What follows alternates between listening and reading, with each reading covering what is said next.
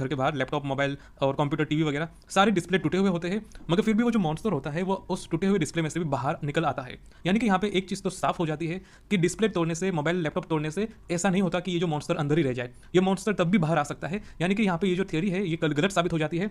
अब हम देखते हैं आगे।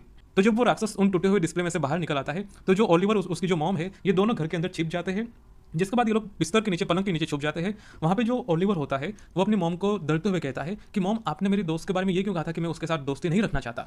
आप नहीं चाहती कि मेरा कोई भी दोस्त रहे, इसलिए अब मुझे लगता है कि मुझे लेरी के साथ चले जाना चाहिए। ये सुन के जो मॉम होती है वो बहुत दुखी हो जाती है। वो उसे कहती है कि बेटा, मैं ये नहीं चाहती कि तुम्हारा कोई दोस्त ना हो, बल्कि मैं ये चाहती हूँ कि हमें कोई प्रॉब्लम ना हो। और उस रात जो भी हुआ उसके बाद मैंने ये कहा था, यानी कि वो हमारे घर आए नहीं और इस तरीके से कोई प्रॉब्लम ना हो। तो उसकी मॉम उसे इस तरीके से समझाती है कि उस रात जो घटना हुई थी उसके बाद मैं नहीं चाहती थी कि कोई और प्रॉब्लम हो, इसलिए हमें लगा कि हमें सबको दूर रहना चाहिए उन लोगों से।